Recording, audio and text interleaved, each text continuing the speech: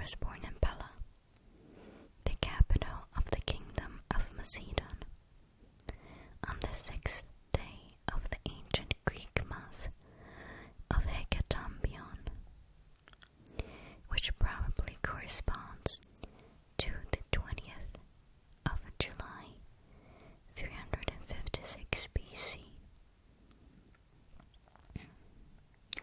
He was the son of the king of Macedon, Philip II, and his fourth wife, Olympias, daughter of Neoptolemus I, king of Epirus.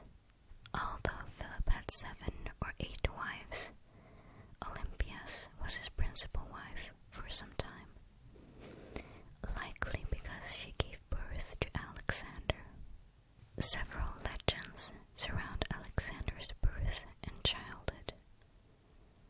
According to the ancient Greek biographer Plutarch, on the eve of the consumption of her marriage to Philip, Olympias dreamed that her womb was struck by a thunderbolt that caused a flame to spread far and wide before dying away.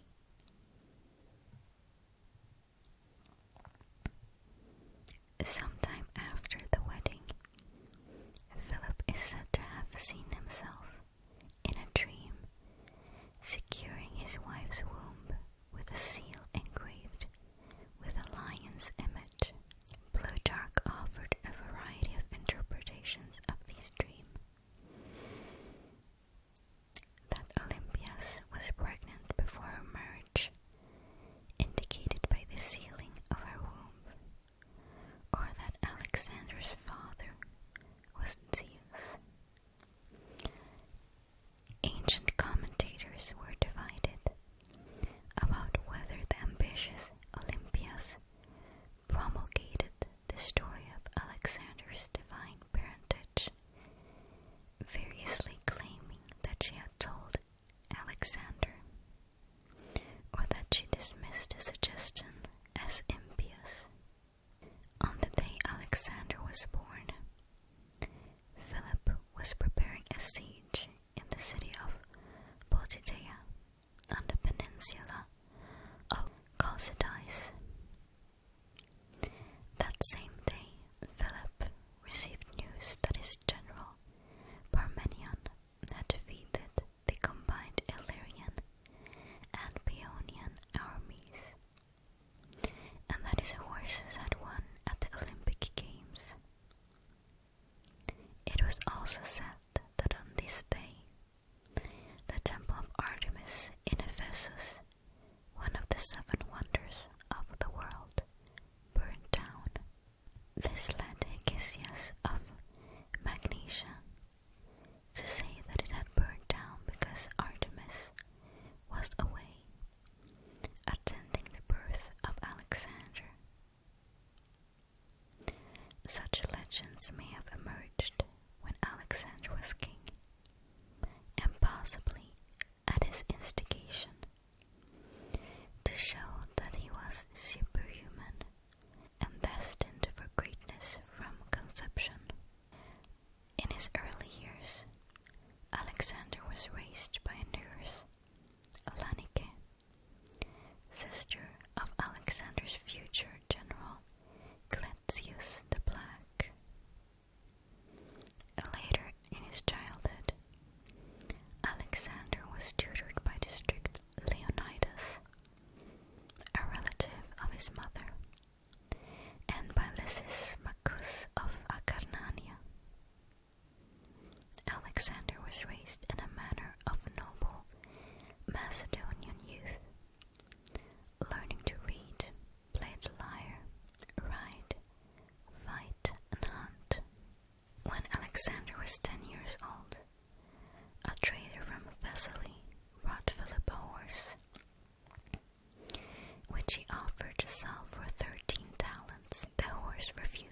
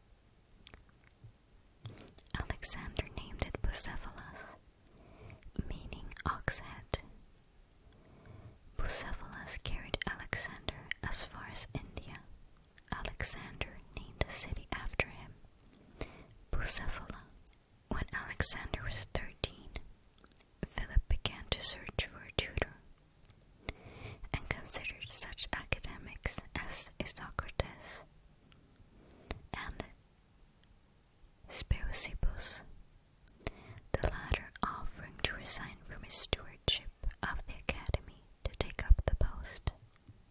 In the end, Philip chose Aristotle and provided the Temple of Nymphs at Mieza as a classroom. In return for teaching Alexander, Philip agreed to rebuild Aristotle's hometown of Stagira, which Philip had razed, and to repopulate it by buying and freeing the ex-citizens who were slaves, or pardoning those who were in exile. Mieza was like a boarding school for Alexander and the children of Macedonian nobles, such as Ptolemy, Hephaestion, and Cassander. Many of these students would become his friends and future generals, and are often known as the companions. Aristotle taught Alexander and his companions about medicine, philosophy, morals, religion, logic, and art. Under Aristotle's tutelage, Alexander developed a passion for the works of Homer, and in particular the Iliad. Aristotle gave him an annotated copy, which Alexander later carried on his campaigns. During his youth, Alexander was also acquainted with Persian exiles at the Macedonian court, who received the protection of Philip II for several years as they opposed Artaxerxes III.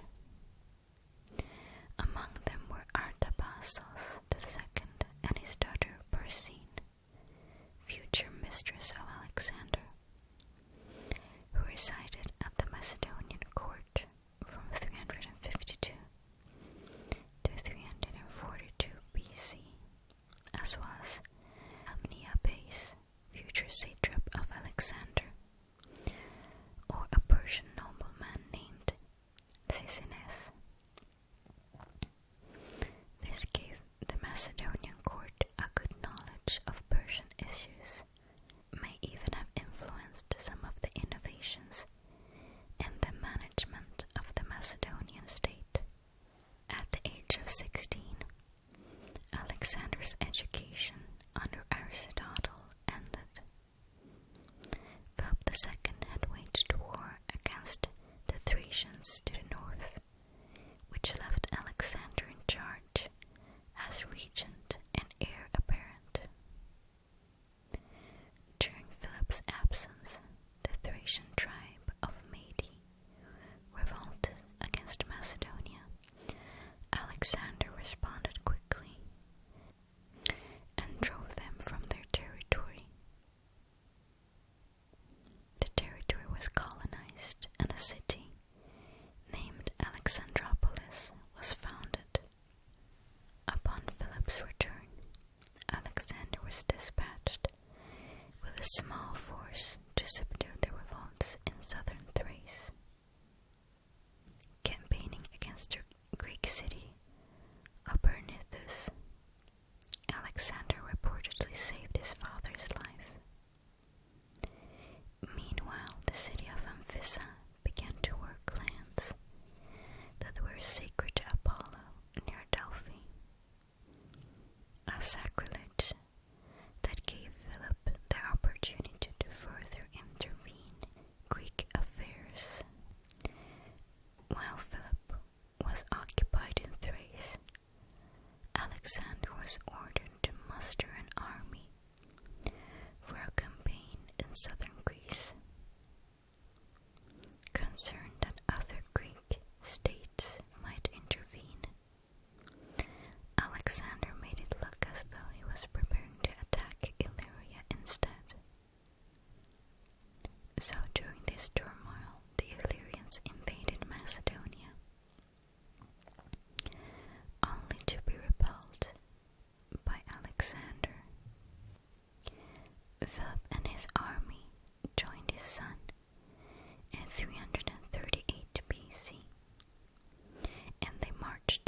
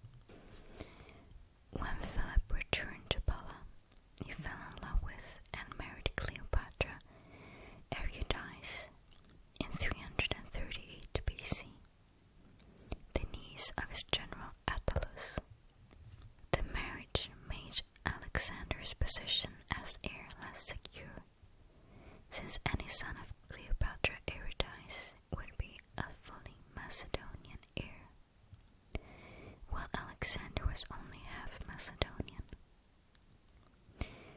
During the wedding banquet, a drunken Attalus publicly prayed to the gods that the union would produce a legitimate heir. A year later, Alexander fled to Macedon with his mother, dropping her off with her brother King Alexander I of Epirus in Dodona, capital of the Molossians. He continued to Illyria, where he sought refuge with one or more Illyrian kings, and was treated as a guest, despite having defeated them in battle a few years before. However, it appears Philip never intended to disown his politically and militarily trained son. Accordingly, Alexander returned to Macedon after 6 months due to the efforts of a family friend, Demaratus, who mediated between the two parties. In the following year, the Persian satrap of Caria, Pixodorus, offered his eldest daughter to Alexander's half-brother, Philip Aristeus. Olympias and several of Alexander's friends suggested this showed Philip intended to make Aristeus his heir. Alexander reacted by sending an actor, Thessalus of Corinth, to tell Pixodorus that he should not offer his daughter's hand to an illegitimate son, but instead to Alexander. When Philip heard of this, he stopped the negotiations and scolded Alexander for wishing to marry the daughter of a Carian, explaining that he wanted a better bride for him. Philip exiled 4 of Alexander's friends, Harpalus, Nearchus, Ptolemy, and Ergius, and he had the Corinthians bring Thessalus to him in chains. In the summer of 336 BC, while at the Aegae attending the wedding of his daughter Cleopatra to Olympia's brother, Alexander I of Epirus, Philip was assassinated by the captain of his bodyguards, Pausanias. As Pausanias tried to escape, he tripped over a vine and was killed by his pursuers, including 2 of Alexander's companions, Perdiccas and Leonatus. Alexander was proclaimed king on the spot by the nobles and army at the age of 20. Alexander began his reign by eliminating potential rivals to the throne. He had his cousin, the former Amyntas IV, executed. He also had 2 Macedonian princes from the region of Lyncestis killed, but spared a third, Alexander Lyncestis. Olympias had Cleopatra Eurydice in Europa, her daughter by Philip burned alive. But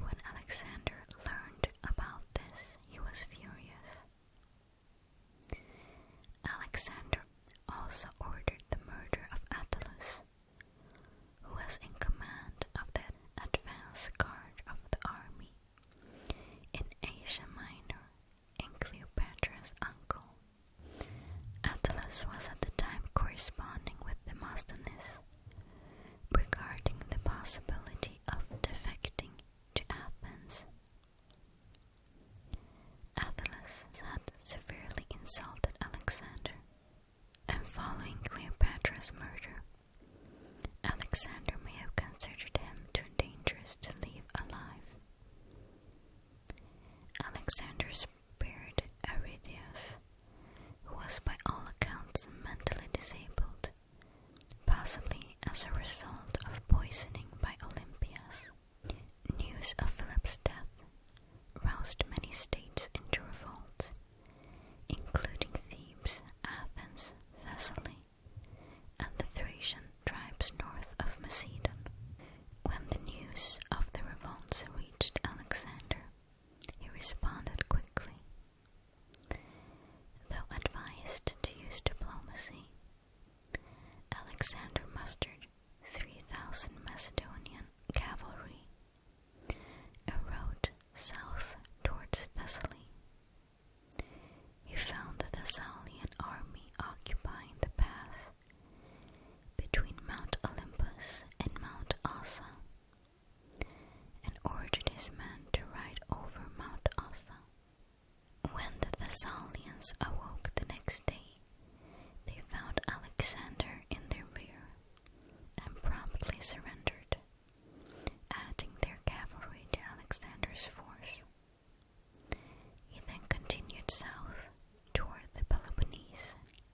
Alexander stopped at Thermopylae, where he was recognized as the leader of the Amphictyonic League, before heading south to Corinth.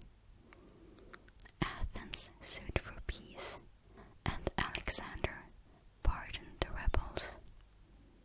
The famous encounter between Alexander and Diogenes the Cynic occurred during Alexander's stay in Corinth.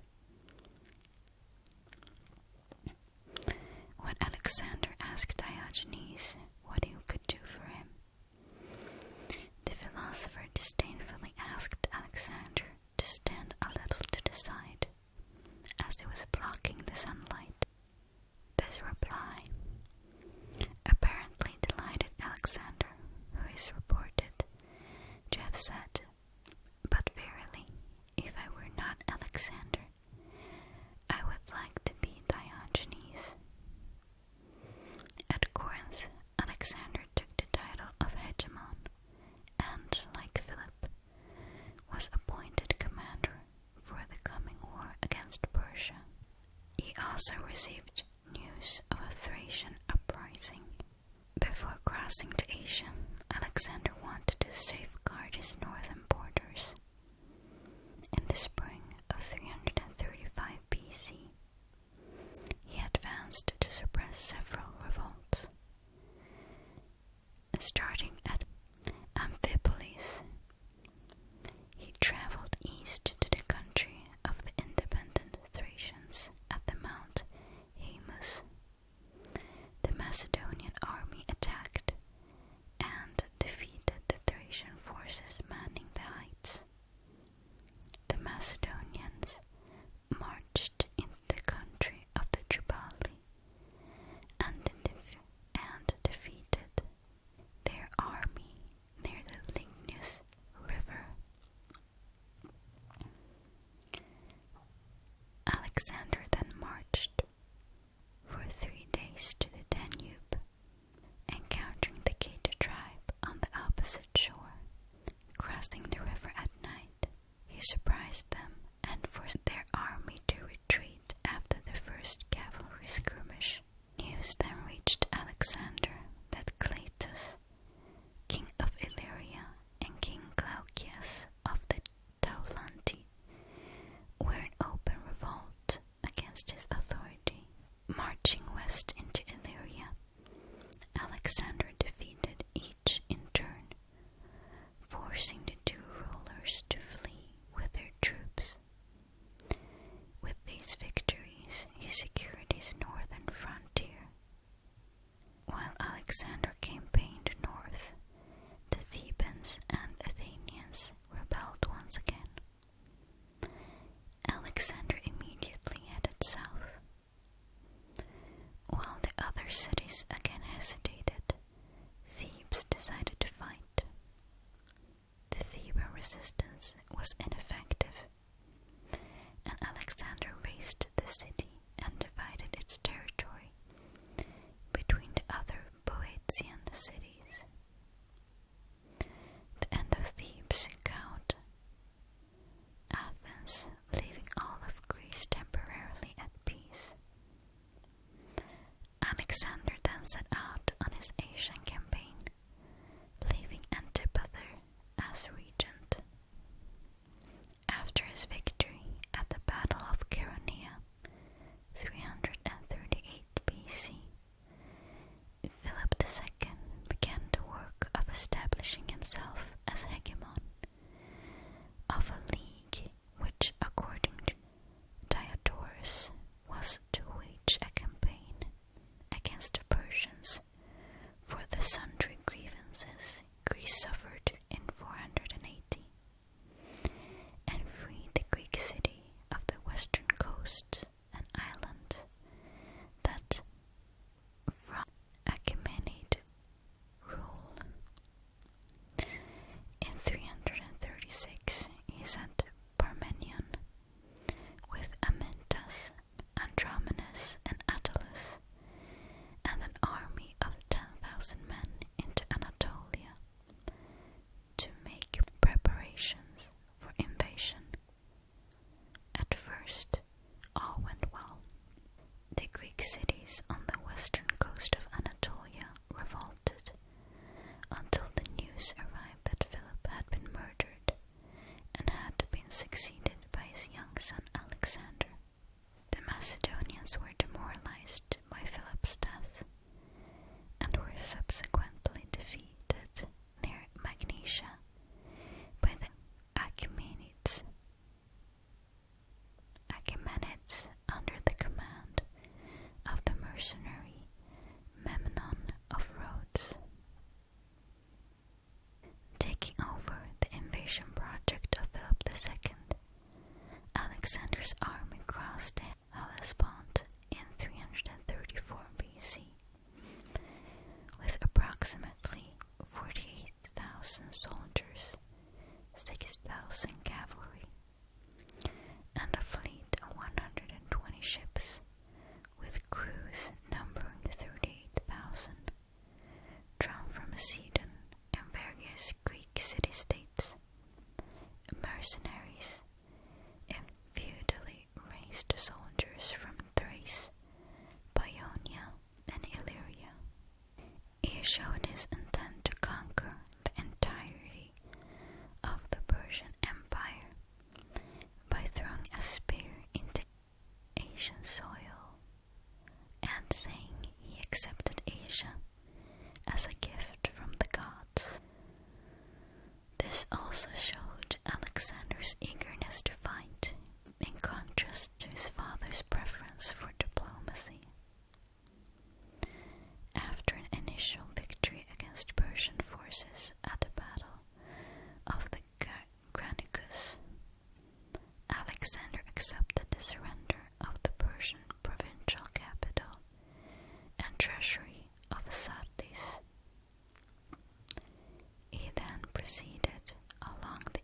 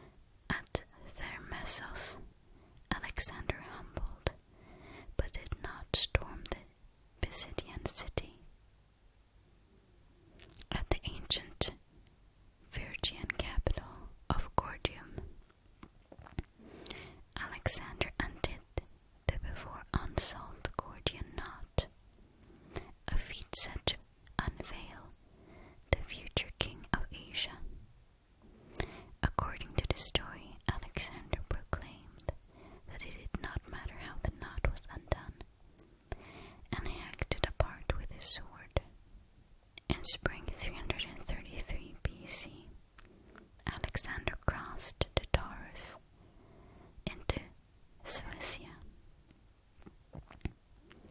After a long pause due to an illness, he marched on towards Syria, though outmaneuvered by Darius' significantly larger army. He marched back to Cilicia, where he defeated Darius at Issus. Darius fled the battle, causing his army to collapse, and left behind his wife, his 2 daughters, his mother Sysigambis, and a fabulous treasure. He offered a peace treaty that included the lands he had already lost, and a ransom of 10,000 talents for his family. Alexander replied that since he was now king of Asia, it was he alone who decided territorial divisions. He then proceeded to take possession of Syria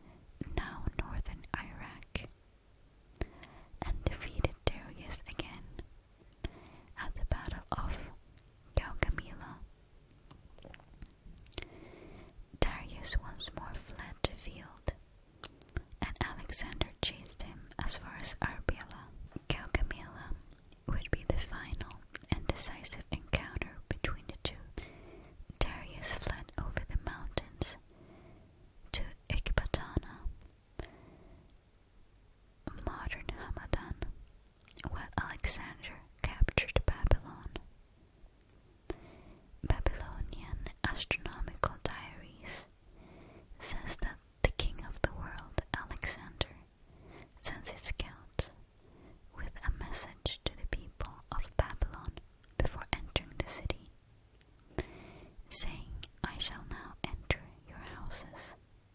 From Babylon, Alexander went to Susa, one of the Achaemenid capitals, and captured its treasury.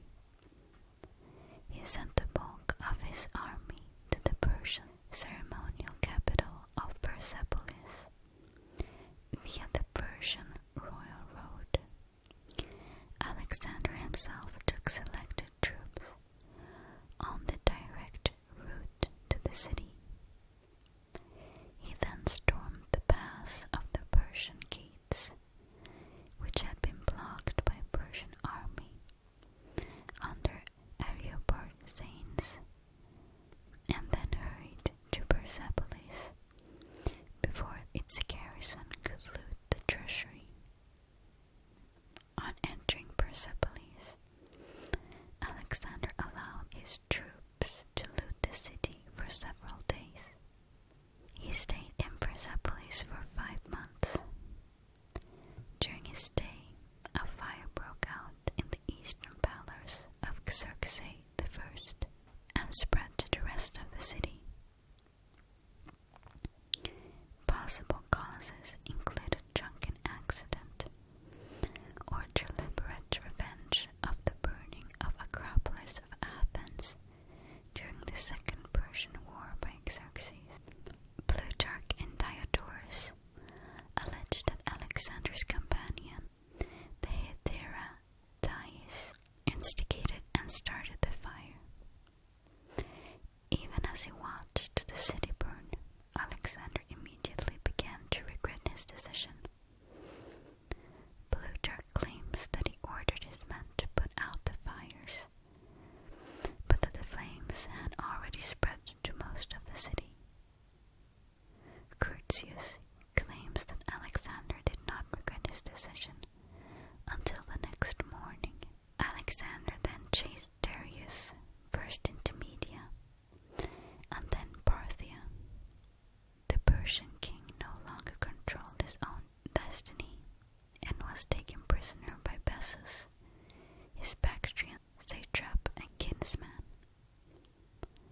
As Alexander approached, Bessus had his men fatally stab the great king, and then declared himself Darius' successor as Artaxerxes V, before retreating into Central Asia to launch a guerrilla campaign against Alexander.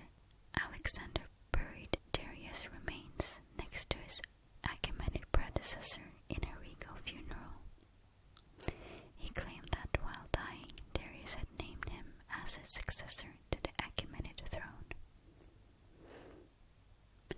The Achaemenid Empire is normally considered to have fallen with Darius. However, as basic forms of community life and general structure of government was maintained and resuscitated by Alexander,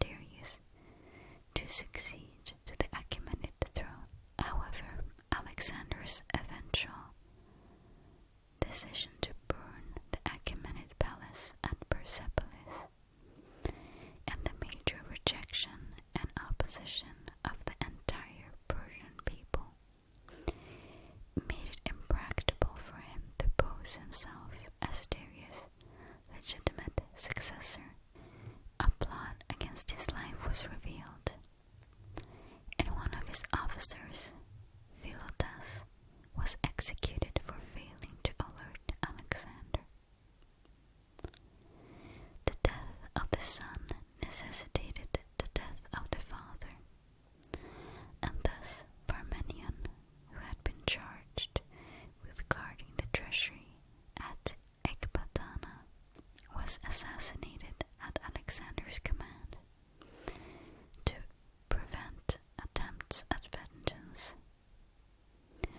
Most infamously, Alexander personally killed the man who had saved his life at Granicus, Cletius the Black, during a violent drunken altercation at Maracanda, modern-day Samarkand in Uzbekistan, in which Cletius accused Alexander of several judgmental mistakes, and most especially of having forgotten the Macedonian ways in favor of a corrupt Oriental lifestyle.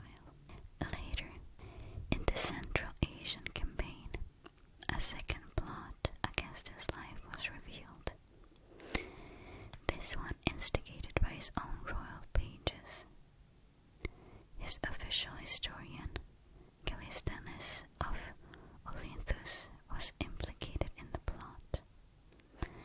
And in the Anabasis of Alexander, Arrian states that Callisthenes and the pages were then tortured on the rack as punishment, and likely died soon after. When Alexander set out for Asia, he left his general Antipater, an experienced military and political leader, and part of Philip II's old guard, in charge of Macedon. Alexander's sacking of Thebes ensured that Greece remained quiet during his absence. The one exception was a call to arms by Spartan king Agis III in 331 BC, whom Antipater defeated and killed in the Battle of Megalopolis. Antipater referred the Spartans' punishment to the League of Corinth, which then deferred to Alexander, who chose to pardon them. There was also considerable friction between Antipater and Olympias, and each complained to Alexander about the other. In general, Greece enjoyed a period of peace and prosperity during Alexander's campaign in Asia. Alexander sent back vast sums from his conquest, which stimulated the economy and increased trade across his empire. However, Alexander's constant demands for troops and the migration of Macedonians throughout his empire depleted Macedon's strength, greatly weakening it in the years after Alexander, and ultimately led to its subjugation by Rome after the Third Macedonian War. After the death of Spitamenes and his marriage to Roxana, to cement relations with his new satrapies, Alexander turned to the Indian subcontinent. He invited the chieftains of the former satrapy of Gadara, a region presently straddling eastern Afghanistan and northern Pakistan, to come to him and submit to his authority. Omphis,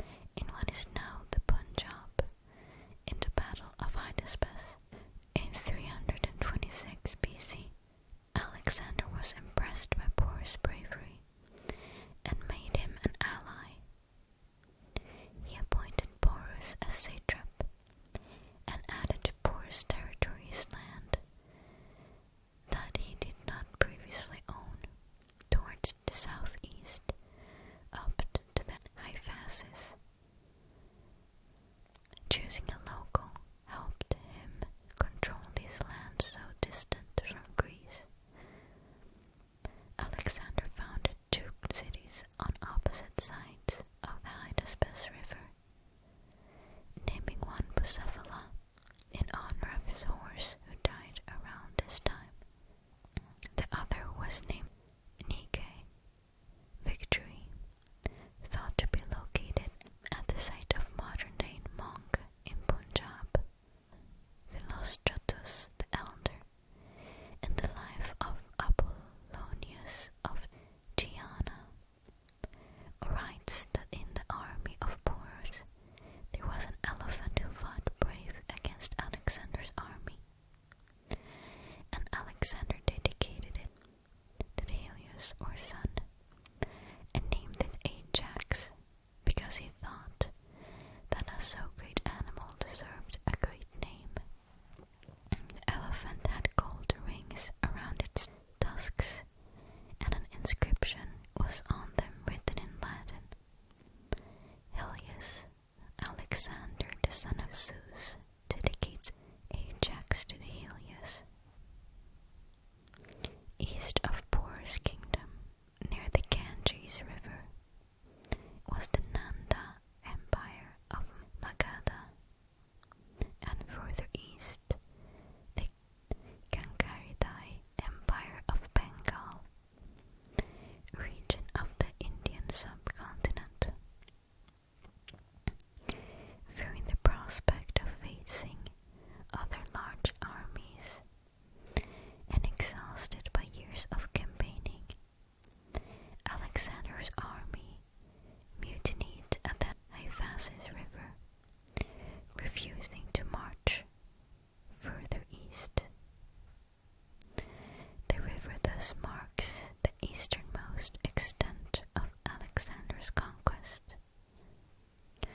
Alexander tried to persuade his soldiers to march further, but his general Aquinas pleaded with him to change his opinion and return. The men, he said, longed to again see their parents, their wives, and children, their homeland.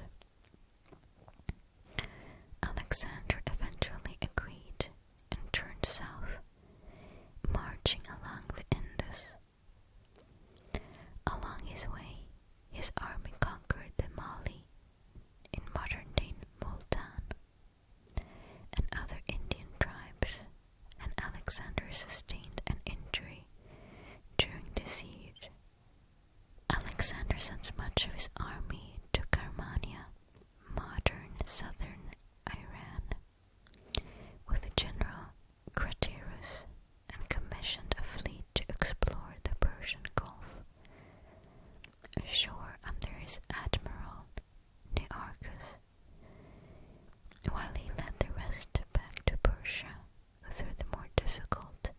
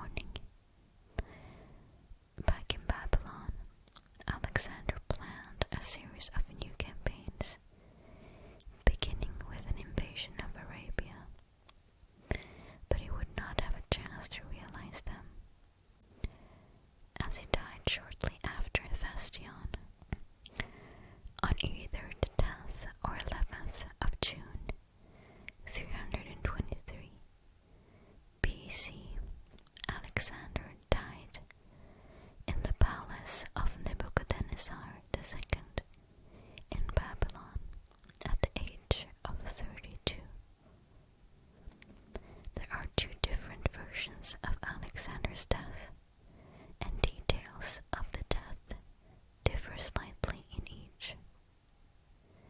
Plutarch's account is that roughly 14 days before his death, Alexander entertained Admiral Nearchus and spent the night and next day drinking with Medius of Larissa.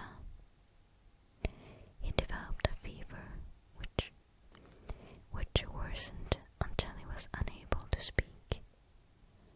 The common soldiers, anxious about his death, were granted the right to file past him as he silently waved at them.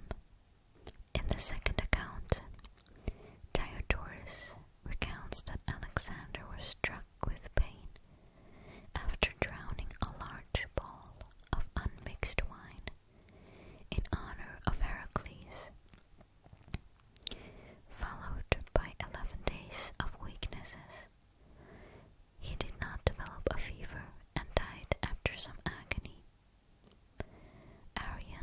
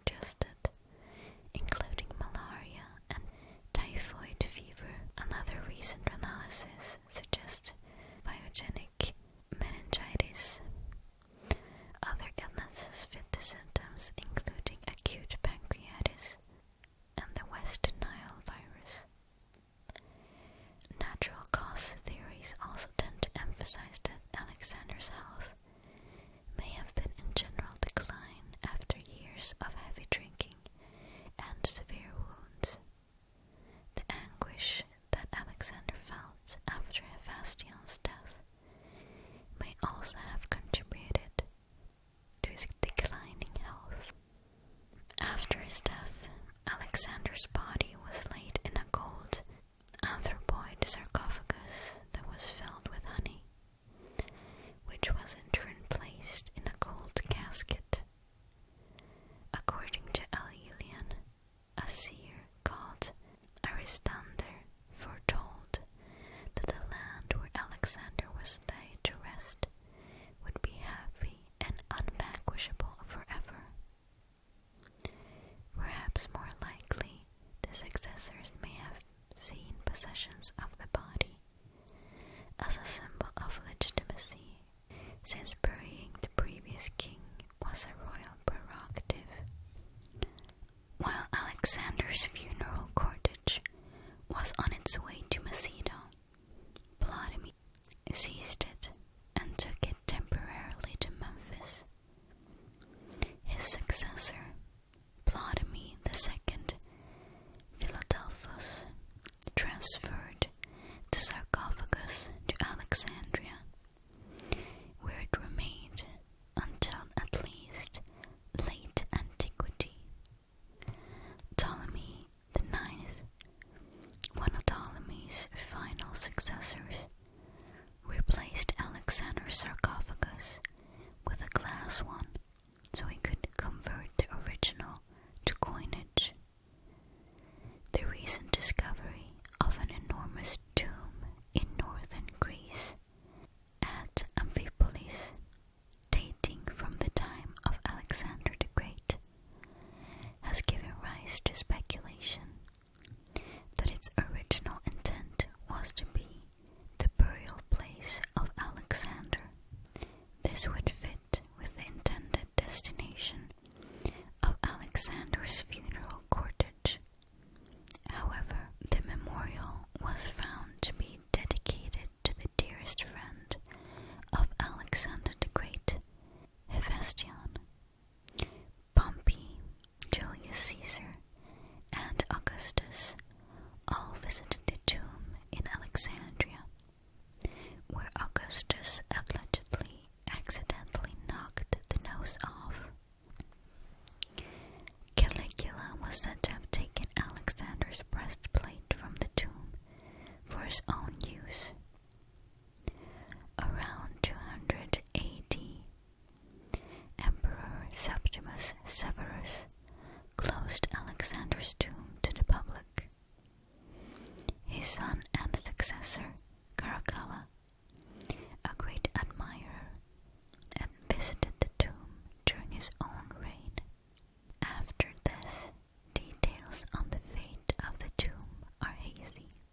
The so-called Alexander sarcophagus, discovered near Sidon, and now in the Istanbul Archaeology Museum, is so named not because it was thought to have contained Alexander's remains, but because its bas-reliefs depict Alexander and his companions fighting the Persians and hunting. It was originally thought to have been the sarcophagus of Abdalonimus, the king of Sidon, appointed by Alexander immediately following the Battle of Issus in 331. However, more recently, it has been suggested that it may date from earlier. Demades linked the Macedonian army after the death of Alexander to the blinded Cyclops due to the many random and disorderly movements it made. Alexander's death was so sudden that when reports of his death reached Greece, they were not immediately believed. Alexander had no obvious or legitimate heir, since his son, Alexander IV, by Roxanne, was born after Alexander's death. According to Diodorus, Alexander's companions asked him on his deathbed to whom he bequeathed his kingdom. His laconic reply was, to the strongest. Another theory is that his successors willfully or erroneously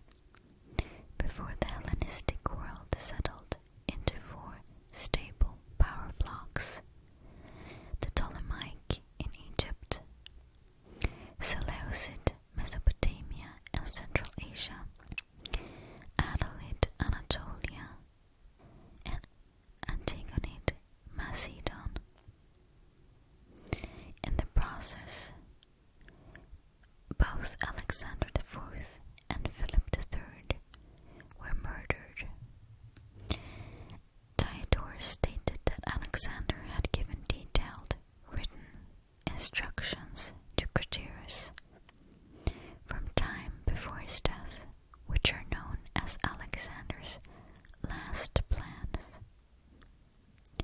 Gratyrus started to carry out Alexander's commands, but the successors chose not to further implement them on the grounds they were impractical and extravagant. Furthermore, Perdiccas had read the note containing Alexander's last plans to the Macedonian troops in Babylon, who voted not to carry them out.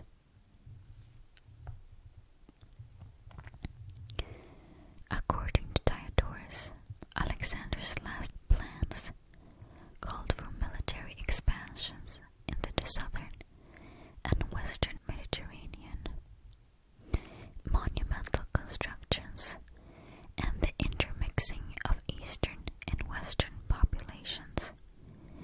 It included, first, the construction of 1,000 ships larger than 3 mares, along with harbors and a road running along the African coast, all the way to the Pillars of Hercules, to be used for an invasion of Carthage and western Mediterranean.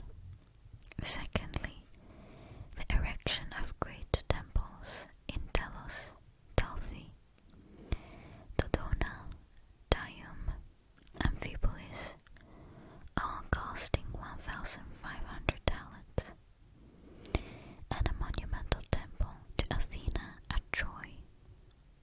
Thirdly, amalgamation of small settlements into larger cities, and the transplant of populations from Asia to Europe, and in the opposite direction from Europe to Asia, in order to bring the largest continent to common unity and to friendship by means of intermarriage. Fourth, the construction of a monumental tomb for his father Philip, to match the greatest of the pyramids of Egypt. Fifth, conquest of Arabia. And the sixth and last, circumnavigation of Africa. The enormous scale of these plans has led many scholars to doubt their historicity. Ernst Badian argued they were exaggerated by Perdiccas in order to ensure that the Macedonian troops voted not to carry them out. Other scholars have proposed that they were invented by later authors within the tradition of the Alexander romance. Alexander perhaps earned the epithet the Great to his unparalleled success as a military commander. He never lost a battle, despite typically being outnumbered.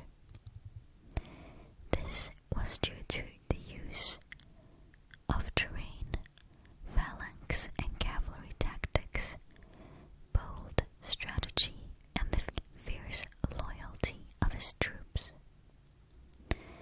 The Macedonian phalanx, armed with a sarissa, a spear 6 meters long or 20 feet long, had been developed and perfected by Philip II through rigorous training, and Alexander used its speed and maneuverability to great effect against the larger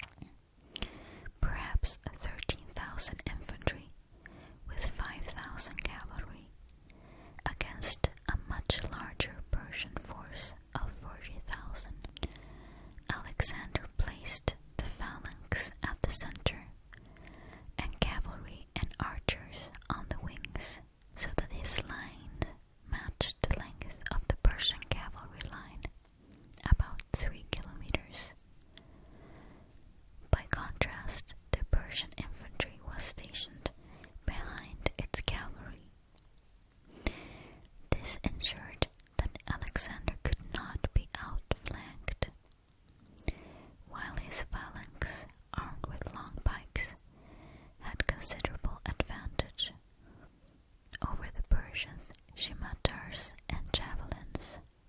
Macedonian losses were negligible compared to those of the Persians. At Issus, in 333 BC, his first confrontation with Darius, he used the same deployment, and again the central phalanx pushed through. Alexander personally led the charge in the center, routing the opposite army.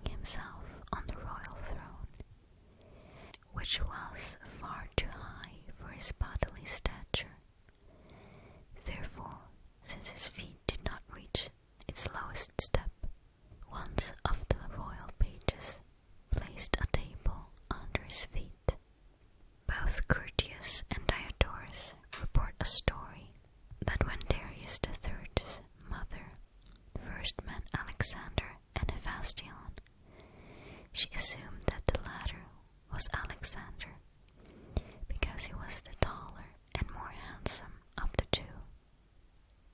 Details from the Alexander sarcophagus show that he had a fair complexion with ruddy cheeks. This is in line with the description of him given by the Greek biographer Plutarch. The outward appearance of Alexander is best represented by the statues of him which Lysippus made, and it was by this artist alone that Alexander himself thought it fit that he should be modeled for those peculiarities which many of his successors and friends afterward tried to imitate, namely the poise of the neck, which was bent slightly to the left, and the melting glance of his eyes. This artist has accurately observed. Apelles, however, in painting him as wielder of the thunderbolt, did not reproduce his complexion, but made it too dark and swarthy, whereas he was of a fair colour, as they say, and his fairness passed into ruddiness on his breast, particularly, and in his face. Moreover, that a very pleasant odour exhaled from his skin, and that there was a fragrance about his mouth and all his flesh, so that his garments were filled with it. This we have read in the Memoirs of Alexandria, Aristoxenus. Historians have understood the detail of the pleasant odour attributed to Alexander as stemming from a belief in ancient Greece that pleasant scents are characteristics of gods and heroes. The Alexander mosaic contemporary coins portray Alexander with a straight nose, a slightly protruding jaw, full lips, and eyes deep set beneath a strongly pronounced forehead. Although the Alexander mosaic depicts him with brown hair, the ancient historian Aelian, in his Varia Historia, describes Alexander as having fair or golden hair.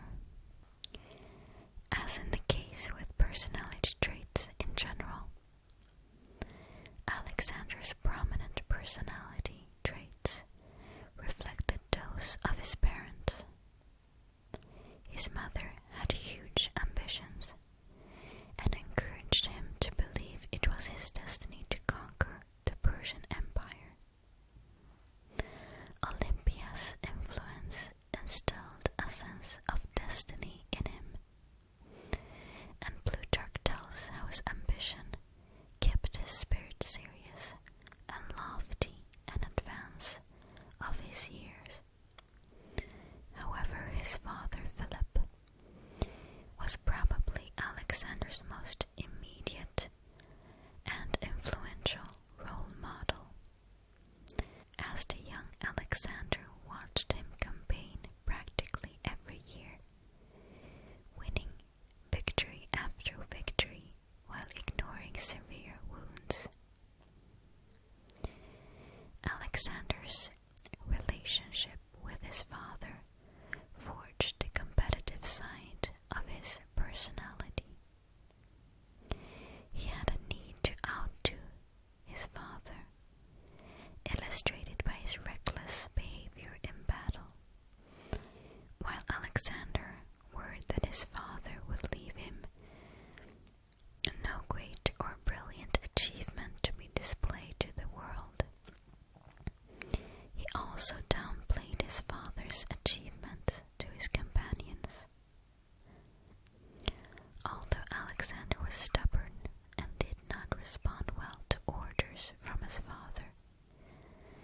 was open to reasoned debate. He had a calmer side, perceptive, logical, and calculating.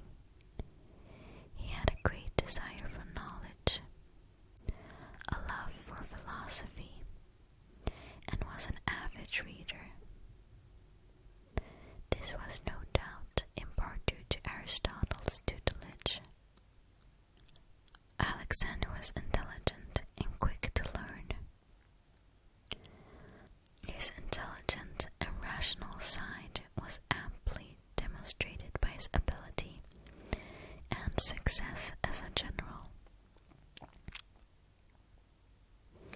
He had a great self-restraint and pleasures of the body, in contrast with his lack of self-control with alcohol. Alexander was erudite and patronized both arts and sciences. However, he had little interest in sports or the Olympic Games, seeking only the Homeric ideals of honor and glory. He had a great charisma and force of personality, characteristics which made him a great leader. His unique abilities were further demonstrated by the inability of any of his generals to unite Macedon and retain the empire after his death.